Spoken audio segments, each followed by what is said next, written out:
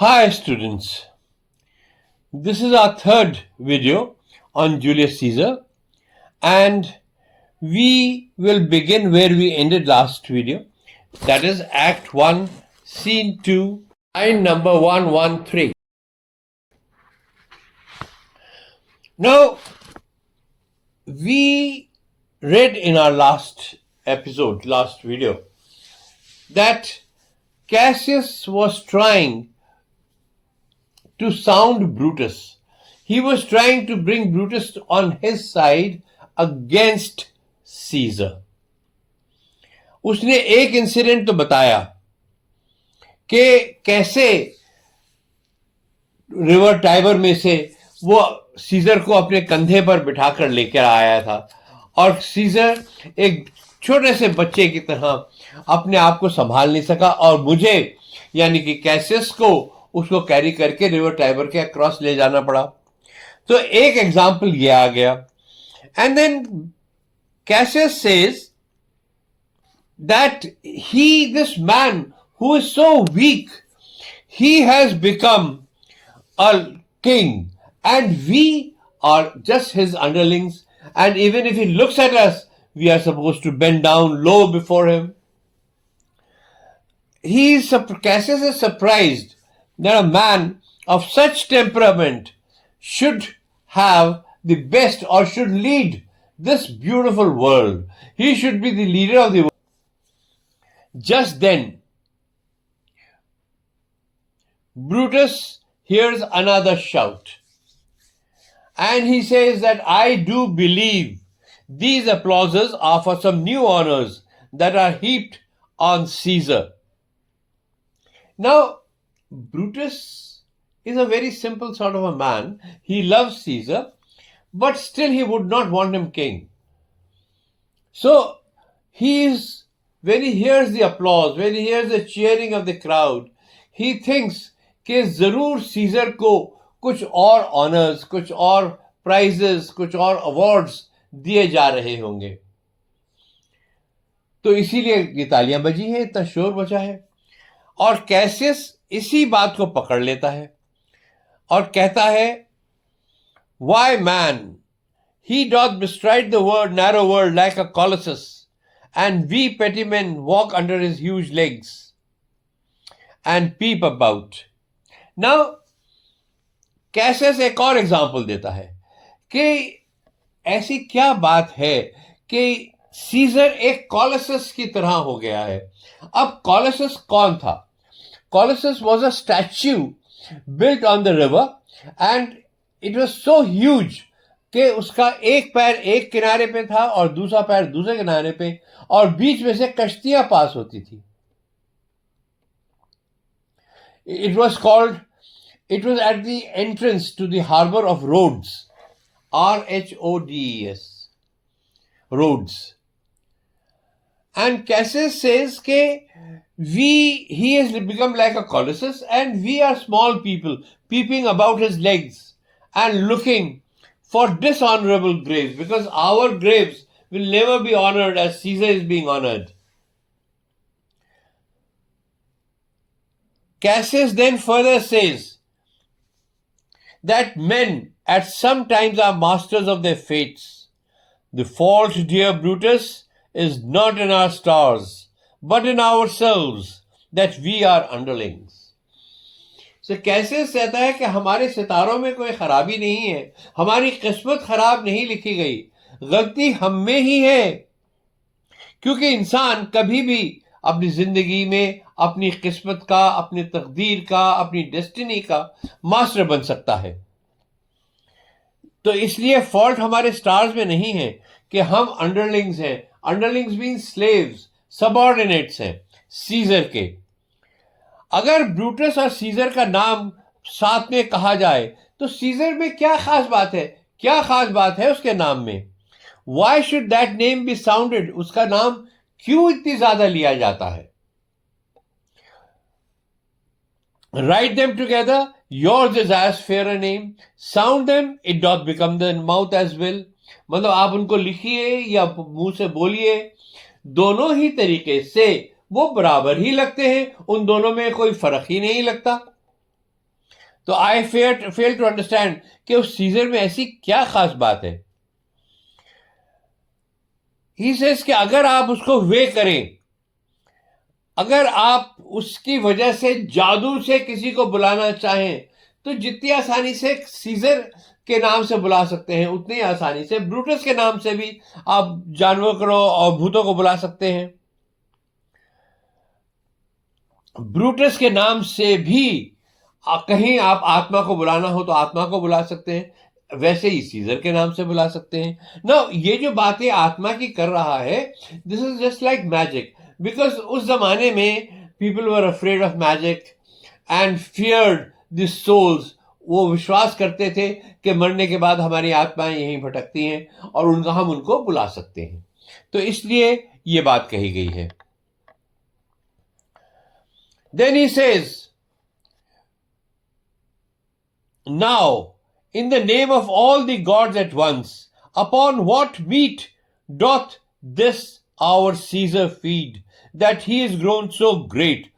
He says, God, सारे God's को मैं आवाहन करता हूं, उनसे पूछता हूं कि किस तरह का खास मीट सीजर खाता है जिसकी वजह से वो इतना बड़ा और महान बन गया है. देन ही सेज, जो वक्त है, जो इस वक्त का जमाना चल रहा है, उसको भी शर्म आ रही है.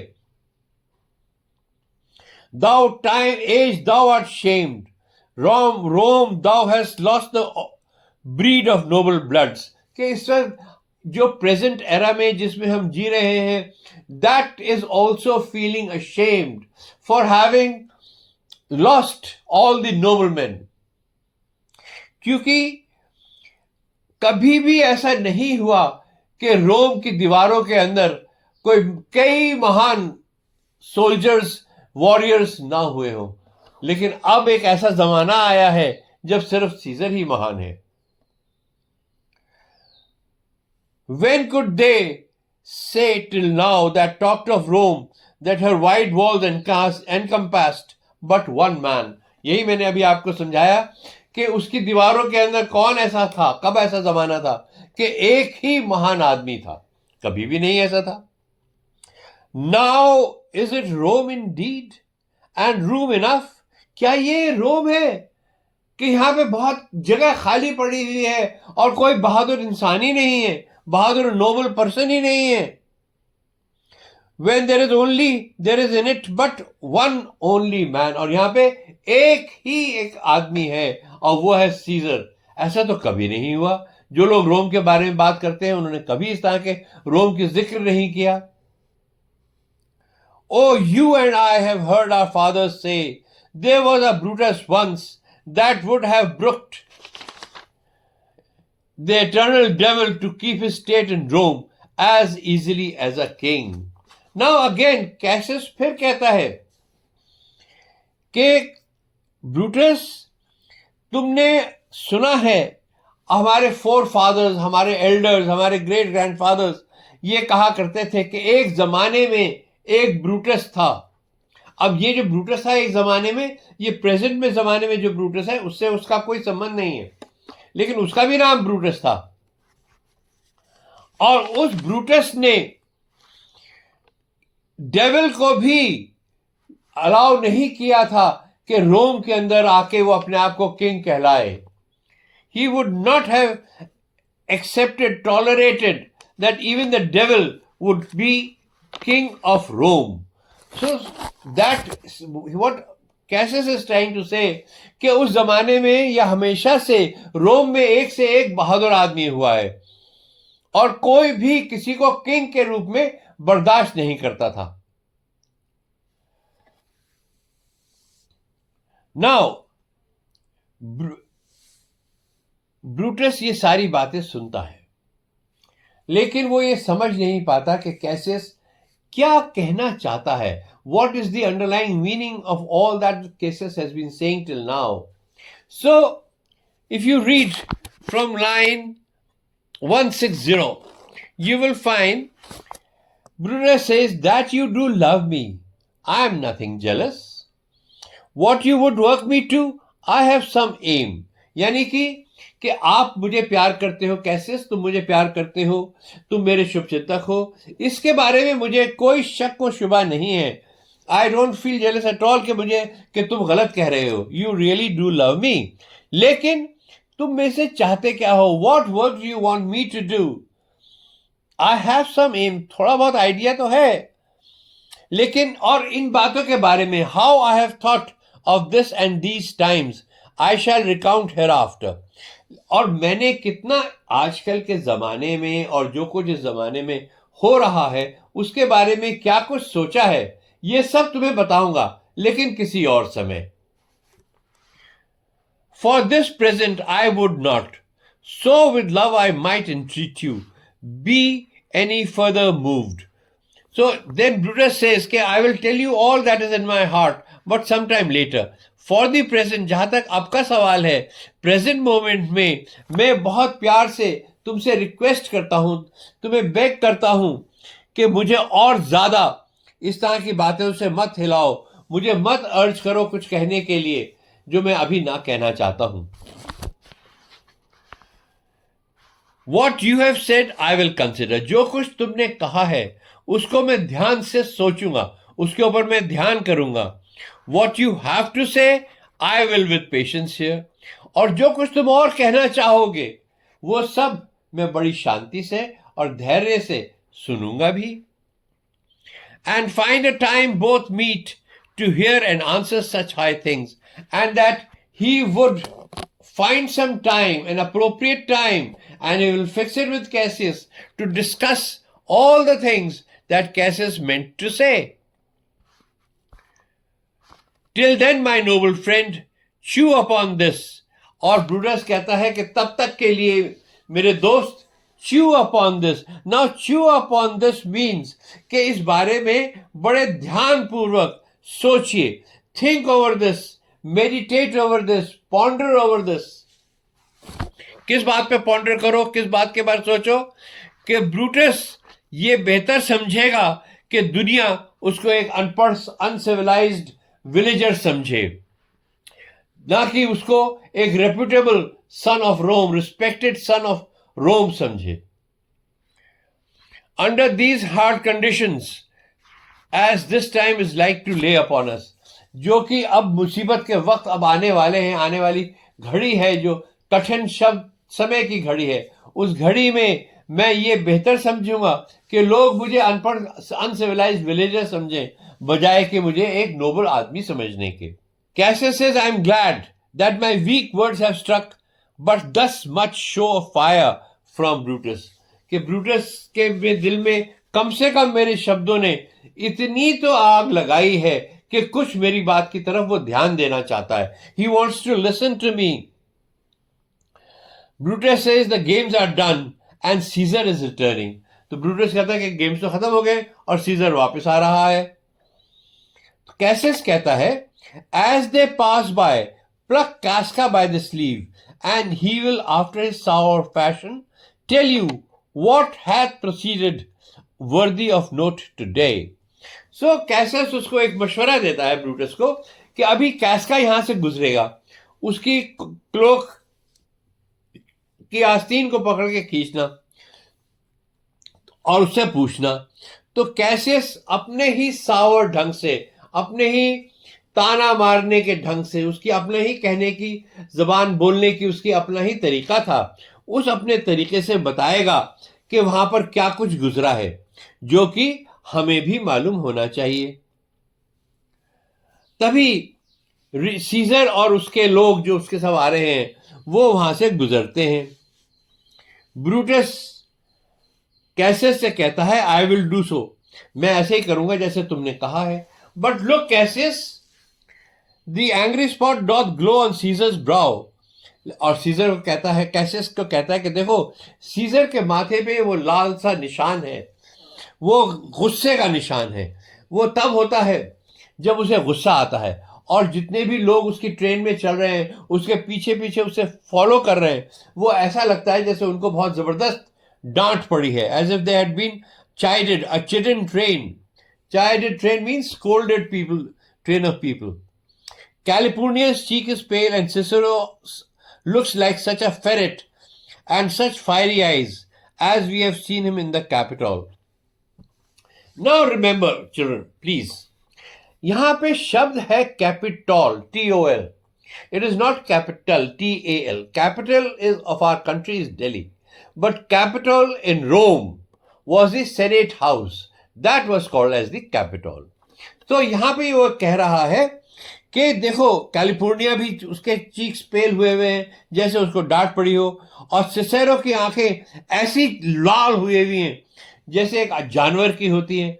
जैसे कि हम देखते हैं जब सेनेट में उससे कोई ऐसे क्वेश्चंस पूछे जाते हैं जिसका वो जवाब नहीं दे सकता तो उसकी आंखें लाल हो जाती हैं.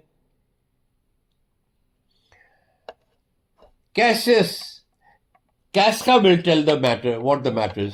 तो कैसियस कहता है कि कैस्का हमें समझा देगा कि क्या सब हो रहा है, क्या सब हुआ है और ये सब क्यों है, क्यों ये लोग नाराज हैं, क्यों इस तरह से डांटे हुए से लग रहे हैं.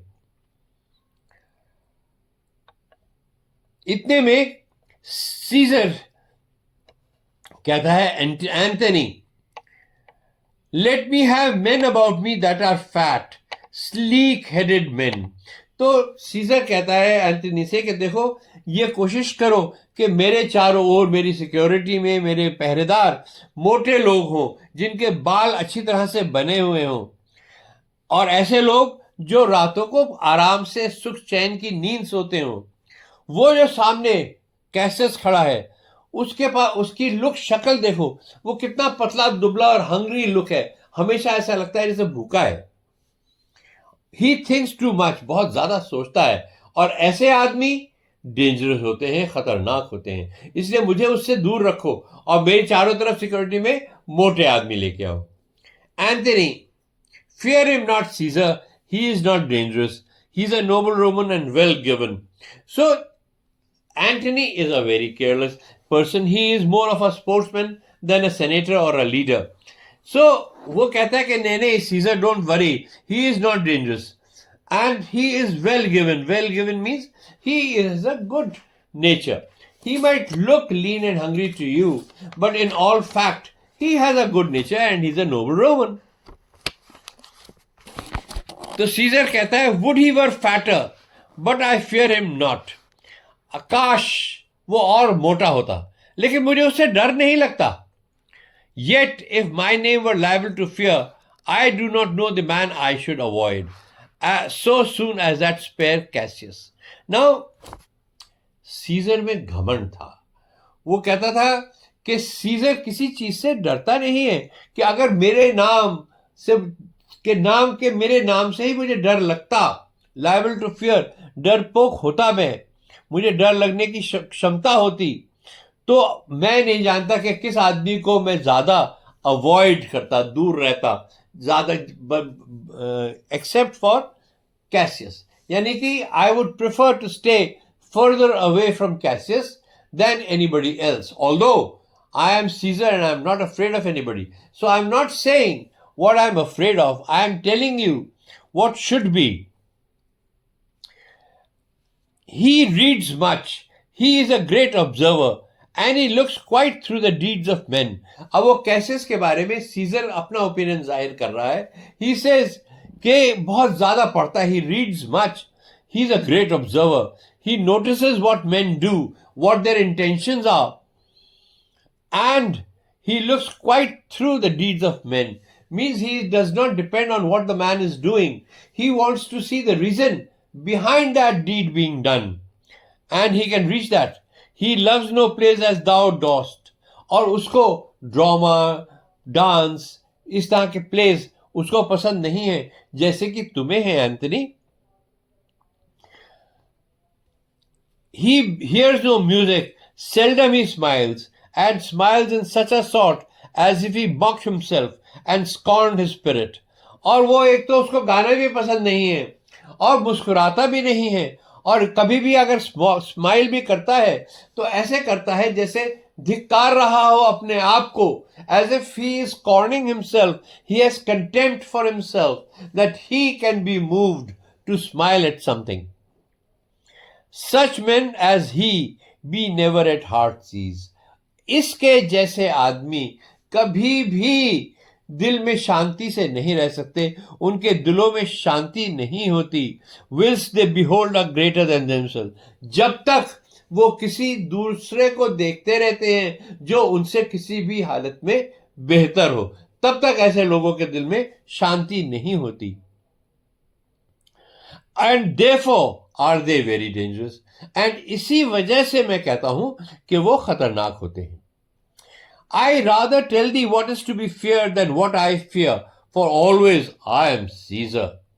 तो एंथोनी को फिर सीजर कहता है कि मैं तुम्हें वो बता रहा हूं जो जिससे कि डरना चाहिए, ये नहीं बता रहा कि मैं किससे डरता हूं, क्योंकि मैं तो हमेशा सीजर हूं और सीजर तो किसी से डरता नहीं। फिर सीजर एंटनी से कहता है, come on my right hand, for this ear is deaf, and tell me truly what you thinkst of him.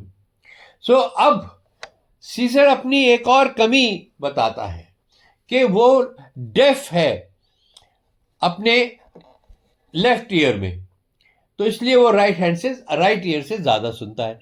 देखो, अभी हमें पहले पता चला कि सीजर को फिट पड़ते थे, ये भी पता चला कि सीजर वीक था, सीजर में इतनी ताकत नहीं थी।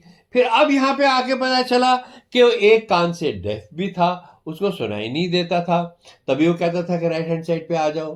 तो अब ये हमें धीरे धीरे जो उसका इनविंसिबिलिटी का ऑरा है, that is being removed from Caesar. We are being told that Caesar was not all powerful. He was not the man people wanted him or thought him to be. Romans were misled into thinking that Caesar was a god. He wasn't. Okay, this is line 210. We have read till here, and with this I will end my session today. Thank you, gentlemen. Thank you very much. And if you have any queries, please call me. Thank you.